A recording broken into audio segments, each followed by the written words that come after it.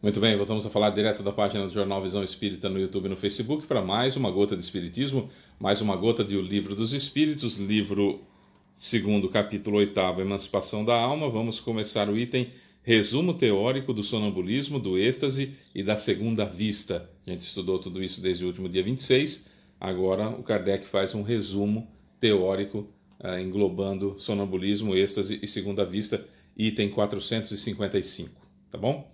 Compartilhe esse vídeo se você puder, comente, curta. Quanto mais curtidas, quanto mais comentários, quanto mais compartilhamentos, mais o Facebook, mais o YouTube divulgam, sugerem esse vídeo para outras pessoas e pode chegar na mão de quem tem algum desses problemas e você vai estar ajudando a divulgar a doutrina espírita. Não tem fins lucrativos esse vídeo, a gente não ganha nada com o vídeo, é puramente para a divulgação da doutrina, tá bom? Então vamos lá. 455. Os fenômenos do sonambulismo natural se produzem espontaneamente e são independentes de qualquer causa externa conhecida. Porém, entre algumas pessoas dotadas de uma constituição especial, podem ser provocados artificialmente pela ação do agente magnético. O estado designado sob o nome de sonambulismo magnético só difere do sonambulismo natural pelo fato de ser provocado, ao passo que o outro é espontâneo. O sonambulismo natural é um fato notório que ninguém pensa pôr em dúvida, a despeito dos admiráveis fenômenos que apresenta. Então, o que tem o sonambulismo magnético de mais extraordinário ou irracional por ser ele produzido artificialmente como tantas outras coisas? Disse que os charlatães têm explorado o sonambulismo. Mais uma razão para não deixá-lo nas mãos deles. Quando a ciência se tiver apropriado desse assunto, o charlatanismo terá bem menos crédito entre as massas. Porém, enquanto isso não se verifica, como o sonambulismo natural ou artificial é um fato, e contra fato não há argumento possível, ele se firma apesar da má vontade de alguns, e isso na própria ciência, onde penetra por uma infinidade de portinholas em vez de entrar pela porta principal. Quando ali estiver plenamente firmado, será preciso conceder-lhe o direito de cidadania. Isso em 1857. Hoje já é muito mais estudado o sonambulismo. Hoje já existe cura para o sonambulismo, se é que é um problema, se é que é uma doença. Cura no sentido de evitar-se os efeitos, né, do sonambulismo. O Instituto do Sono de universidades dos Estados Unidos e também do Instituto do Sono de Londrina chegaram a muitas conclusões. A primeira delas é da emancipação da alma, comprovação da emancipação da alma. Quando a gente dorme, a gente sai do corpo, e com isso foi possível entender o sonambulismo, o efeito do espírito no corpo enquanto o espírito está fora. Tudo aquilo que a gente estudou aqui, que Kardec já sabia, que os espíritos já trouxeram as informações, hoje é tudo comprovado, basta buscar no Google, né? Nós estamos falando de 2023, é só buscar no Google que a gente vai encontrar tudo lá rapidinho, o que os institutos do sono espalhados pelo mundo fizeram a bem daqueles que tem o sonambulismo como um, aspas, problema. Para o Espiritismo, o sonambulismo é mais do que um fenômeno fisiológico.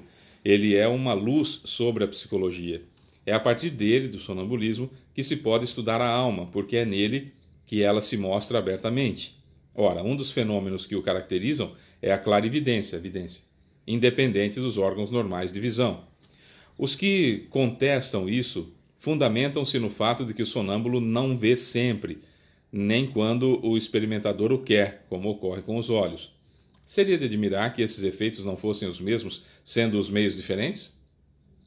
Seria racional esperar efeitos idênticos quando o instrumento não existe mais? A alma tem suas propriedades, assim como o olho tem as suas. É preciso julgá-los em si mesmos e não por analogia, por comparação. A causa da clarividência, da vidência, do sonâmbulo magnético e do sonâmbulo natural é exatamente a mesma. É um atributo da alma, uma faculdade inerente a todas as partes do ser incorpóreo que há em nós e que tem como limites apenas aqueles assinalados à própria alma. O sonâmbulo vê em todo lugar aonde sua alma possa transportar-se, seja qual for a distância. Na visão à distância, o sonâmbulo não vê as coisas do ponto em que seu corpo se encontra, como se fosse através de um telescópio. Ele as vê presentes, como se estivesse no lugar em que elas estão, pois sua alma realmente está lá. Por isso, seu corpo fica como que aniquilado e parece privado de percepção, até o momento em que a alma vem retomá-lo. Essa separação parcial da alma e do corpo é um estado anormal que pode ter uma duração mais longa ou menos longa, mas não indefinida. Daí o cansaço que o corpo experimenta após um determinado tempo, sobretudo quando a alma se entrega a um trabalho ativo. A partir do momento que o espírito saiu do corpo, pelo estado de sonambulismo, quer seja ele induzido, quer seja ele natural, o que ele estiver vendo é lá que ele está. E quando nós estamos fora do corpo, a gente não precisa de apenas 2 canais que recebem o sinal da luz chamada luz visível, do espectro da chamada luz visível. O espírito não precisa da luz visível para enxergar. O espírito vê por receber as informações e captar por todo o seu perispírito, né? Então é essa a diferença. Por isso que é tão difícil, era na época tão difícil para a ciência entender como que o sujeito está vendo se os olhos estavam fechados aqui no corpo ou estavam vendo apenas poucas coisas aqui, dizendo, detalhando situações muito longe, muito distantes. Esse muito longe, muito distantes, para o espírito não estava, ele estava lá, né? Ele só se deslocou do corpo. Hoje a gente sabe disso. Na época não tinha como comprovar isso, né? Cientificamente como tem hoje. Como a visão da alma ou do espírito não é circunscrita e não possui sede determinada, não precisa de um ponto para receber a luz como os olhos, é por isso que os sonâmbulos não podem designar para ela um órgão especial.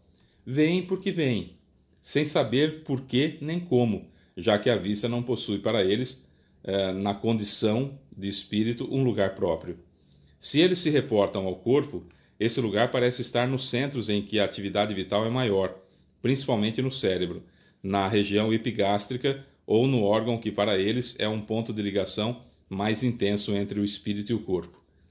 Alguns espíritos dizem que veem pelo coração, outros espíritos dizem que vê pela fronte do perispírito. Na realidade, eles estão recebendo, nós, quando estamos fora do corpo, recebemos as imagens por todos os lados, porque eu sou espírito, eu tenho um perispírito, meu perispírito não tem um ponto como o meu corpo tem o olho aqui para receber a luz visível, né? Então essa é a grande diferença.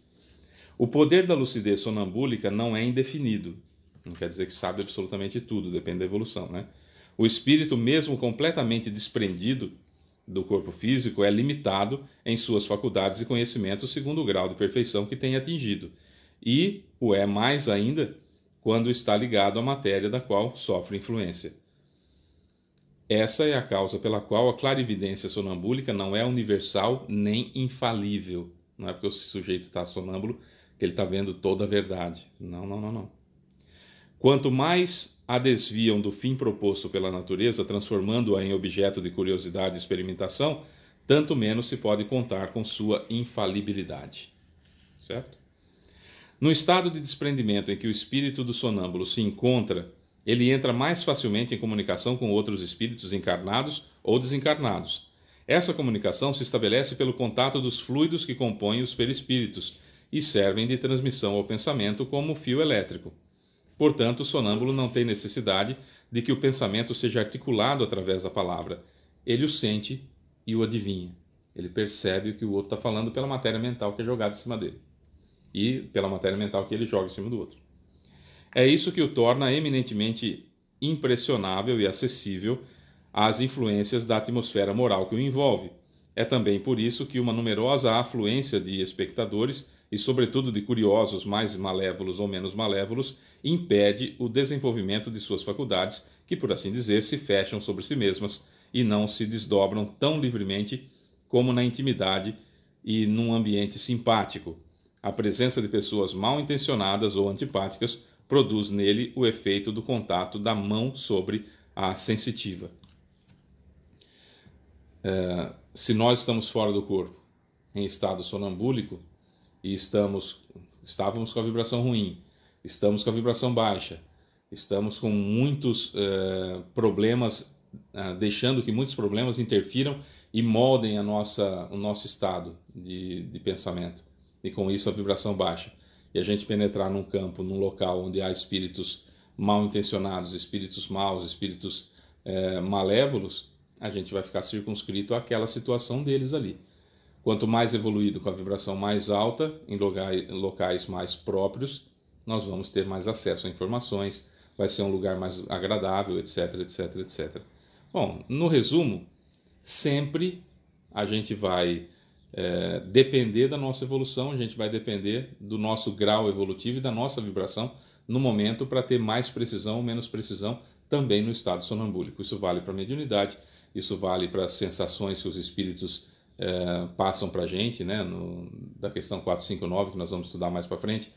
Os espíritos influenciam na nossa vida, no nosso pensamento, nas nossas ações, o tempo todo. Só que eu escolho a companhia que eu quero de acordo com a vibração que eu me encontro. Esse é o objetivo do Espiritismo, entendermos isso para que nós possamos manter, ou tentar manter, ou buscar manter a vibração mais elevada possível, né? O sonâmbulo vê seu próprio espírito e seu corpo ao mesmo tempo, que são, por assim dizer, dois seres que lhe representam a dupla existência espiritual e corporal, e, no entanto, confundem-se pelos laços que os unem. Não sabe muito bem o que está acontecendo. O sonâmbulo nem sempre se dá conta dessa situação, e essa dualidade, essa coisa de ser duas pessoas, faz com que muitas vezes ele fale de si mesmo como se falasse de outra pessoa, na terceira pessoa. O Fábio está com fome. O Fábio está com vontade disso. O Fábio está com sede. O Fábio quer fazer isso, né? Ao invés de falar eu, né? Fala de si na outra pessoa. É que ora é o ser corpóreo que fala, ora o ser espiritual. Ora é o ser espiritual que fala ao ser corpóreo. Então fica essa confusão aí. O espírito adquire um acréscimo de conhecimento e de experiência em cada uma de suas existências corporais. Ele as esquece parcialmente durante sua encarnação numa matéria demasiadamente grosseira, mas como espírito recorda-se delas. É assim que certos sonâmbulos revelam conhecimentos superiores ao seu grau de instrução e mesmo às suas capacidades intelectuais aparentes. Portanto, a inferioridade intelectual e científica do sonâmbulo, no estado de vigília, não permite prever nada sobre os seus conhecimentos que ele pode revelar no estado de lucidez. De acordo com as circunstâncias e o objetivo que se tem em vista, ele pode tirá-los de sua própria experiência, na clarividência das coisas presentes ou nos conselhos que recebe de outros espíritos. Mas, como seu próprio espírito pode ser mais adiantado ou menos adiantado, ele pode dizer coisas mais verdadeiras ou menos verdadeiras. Aquilo que nós falamos lá no começo, no último dia 26, nos vídeos de lá para cá. No estado de sono, meu corpo dormiu, eu saio do corpo, como se tivesse morrido, e sou eu com os resquícios, tendências das minhas vidas que eu estou trabalhando, quitando, espiando, sendo colocado à prova nessa encarnação. No estado de sonambulismo, sou eu que saio do corpo físico, só que com todo o conhecimento que eu tinha lá no momento que eu estava fazendo o meu planejamento encarnatório. Então, ali não estão suprimidas as minhas habilidades. Então, ali eu estou pleno como eu estava no momento que estava fazendo ou participando da confecção do meu planejamento encarnatório. No estado de êxtase, aí eu estou praticamente livre do corpo e sou aquilo que eu quero ser com todas as minhas tendências, com todas as minhas qualidades. Purinho, purinho, purinho sou eu. E é nesse momento, no caso do êxtase, que eu, via de regra, não quero voltar para o corpo. O sonâmbulo quer voltar para o corpo para continuar, porque tem noção, né, da necessidade daquela encarnação. Porque a visão que ele tem da encarnação é quando estava lá no plano espiritual, montando ou vendo ser montado o seu planejamento encarnatório. Então entende toda a necessidade. O estático não, o estático ele sai do corpo, ele é ele. Da maneira que ele é, seja mais evoluído ou menos evoluído, às vezes, enquanto está acordado tem o verniz social, né? Não faz certas coisas porque senão, né? E aí, quando está fora do corpo, não, eu sou livre, eu sou eu, não quero voltar para o corpo, aqui está muito melhor, não quero prova, não quero expiação, eu quero ficar de boa aqui. E aí o perigo da mediunidade que a gente falou em outras situações. Bom, amanhã a gente continua o resumo teórico sobre o sonambulismo, já finaliza direitinho, porque meu tempo já está longo. Um beijo para você que fica, eu sou Fábio Pereira, até amanhã. Tchau.